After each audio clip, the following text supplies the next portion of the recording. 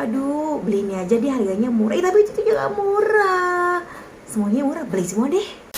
Ini penting nggak ya? Ini kayaknya penting deh untuk tempat. Ini bayi tempat ini, tempat itu, tempat ini, tempat itu, tempat itu.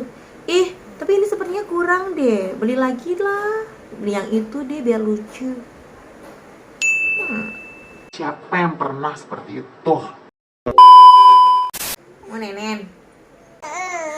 Mau nenen. Bentar ya.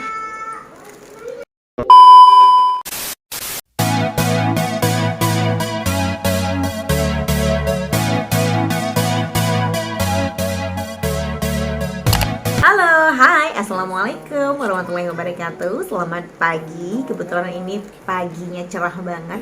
Pagi di hari Kamis, tandanya 2 hari lagi mau ngumpul tugas di Ibu Profesional.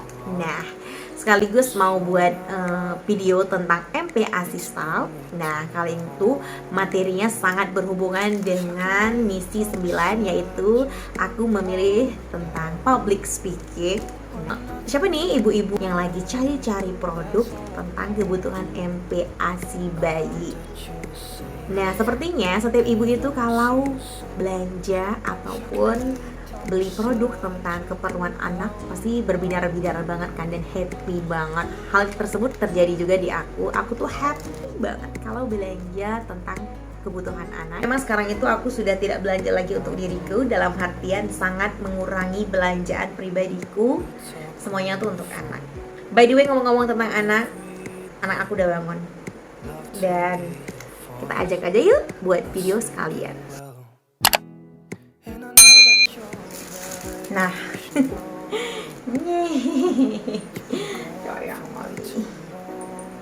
udah bangun, padahal baru recording ya kan. Halo tante-tante, ibu-ibu profesional Indonesia. Perkenalkan, namaku Salsabila. Umurku 6 bulan ya. Aku anak kedua dari Mami Intan dan Ayah Roni. Ya. Wanginya itulah. Wangi bayi. Sekarang Sabila udah di sini, ya namanya juga ibu-ibu kan, apalagi ibu-ibu menyusui nggak bisa pisah dari anaknya. Nah, jadi kali ini itu aku mau buat video tentang MPASI. Nah, tapi di sini aku mau bagikan kepada ibu-ibu sekalian tentang tips belanja hemat versi aku.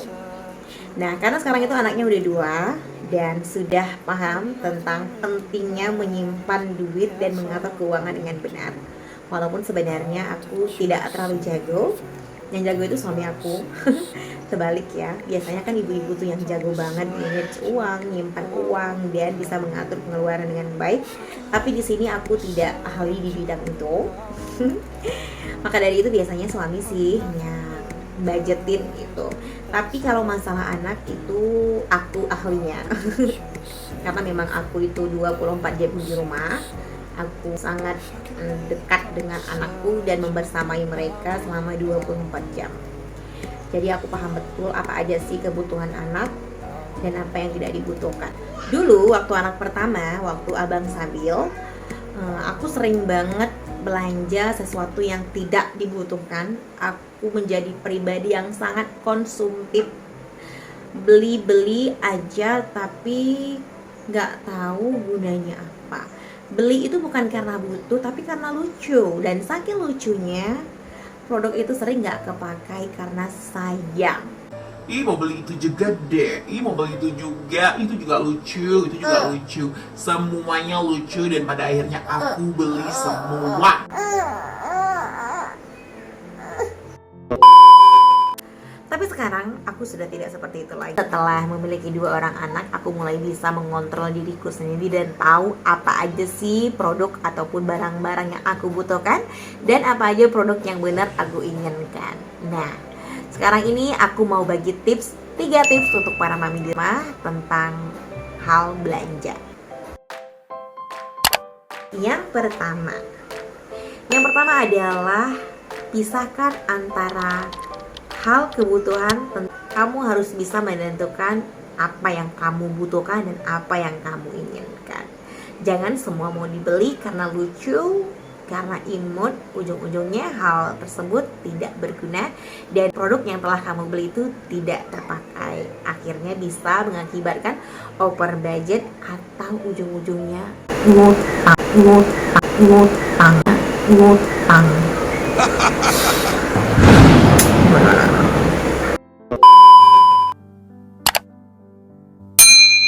Yang kedua, belilah produk itu yang memang benar-benar berkualitas. Nah, di sini tuh bermanfaat banget. Aku udah buktiin dari setiap produk yang aku beli. Biasanya sih memang harganya lebih mahal sedikit, tapi manfaatnya kamu bisa rasakan dalam waktu jangka panjang. Contohnya, aku di anak kedua tidak beli banyak produk lagi karena memang di anak pertama aku sudah beli produk yang bagus. Jadinya produk tersebut masih awet dan bisa diwariskan. Jadi pastinya lebih hemat juga kan. Tips yang ketiga adalah list ataupun siapkan dana apa aja yang akan kamu beli. Agar tidak menjadi overkonsumtif, semua dibeli tapi tidak berguna, alangkah baiknya kamu mempersiapkan keuangan atau catat apa aja yang perlu kamu beli. Seperti aku di MPASI Stop kali ini, aku beli produk yang memang benar-benar penting, yang benar-benar dibutuhkan dan benar-benar mendukung proses MPASI anak aku. Apa aja sih yang penting atau dibutuhkan? Kalau hal penting dan tidak pentingnya itu kembali lagi di kamu, karena kamu yang paling tahu apa yang kamu butuhkan dan apa yang kamu perlukan. Nah, salah satu hal yang menurut aku penting banget itu adalah buku. Dimana mungkin menurut kalian semua itu nggak penting, tapi bagiku itu penting banget. Karena sebenarnya MPASI itu adalah hal yang susah-susah gampang. Nah, kadang aku sering galau kenapa anaknya tiba-tiba mogok makan, atau anaknya sering ngemut makanan, atau mungkin anaknya beneran jadi picky eater. Nah, di sini tuh aku punya 2 buku. Ini tuh buku tentang MPASI dari Dr. Meta Haninita versi Mamikopedia. Nah, ini tuh udah aku baca semua, tapi ini tuh belum kebaca semua, setengah lagi, karena memang membaca buku itu perlu mood dan perlu waktu dan ketenangan. Aku nggak bisa baca buku yang baca aja tuh nggak bisa. Aku harus baca dan catat apa-apa yang sebenarnya penting tentang buku-buku ini. Nah, seperti ini, itu biasanya aku catat hal-hal yang memang perlu aku ingat dan perlu menjadi catatan aku. Nah, jadi kalau tentang buku MPASI ini itu tergantung pribadinya lagi ya, mau penting atau nggak penting, menjuru kepada orang-orangnya lagi. Tapi menurut aku itu penting karena menurut aku ilmu adalah penjaga yang sangat baik. Jadi kalau mau nggak galau, mau nggak pusing tentang MPASI, sebaiknya memang didudukan dulu ilmunya. Nggak harus beli buku juga, kalian bisa searching, nengok YouTube. Tapi kalau untuk aku, membaca buku ini adalah hal yang sangat penting karena membaca buku dapat membahagiakan diriku dan termasuk quality time untuk aku. Jadi kalau baca buku itu rasanya seperti ngobrol sama penulisnya dan itu sangat menyenangkan. Nah, apa aja sih produk yang telah aku beli untuk mempersiapkan MPASI untuk anak kedua aku ini?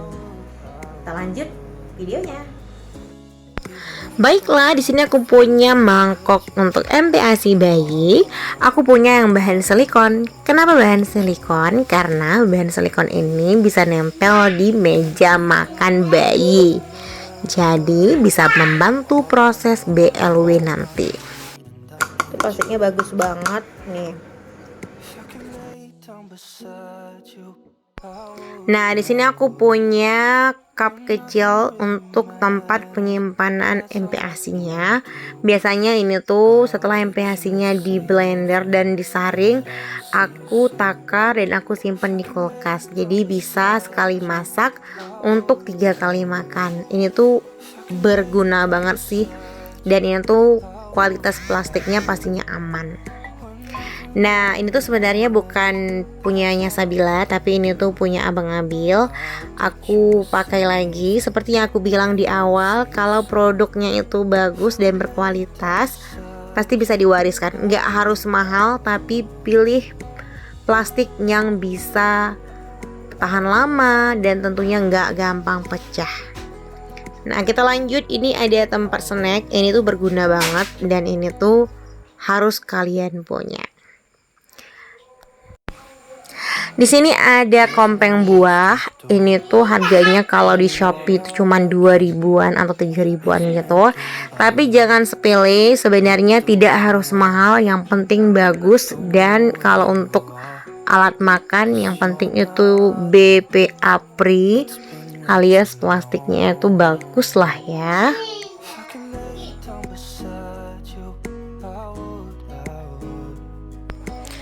Dan yang terpenting untuk MPASI adalah alat minum ataupun botol minum. Dulu waktu zaman Abang Abil, aku punya beberapa tempat minum, beberapa produk tempat minum, beberapa merek yang tentunya lucu-lucu banget.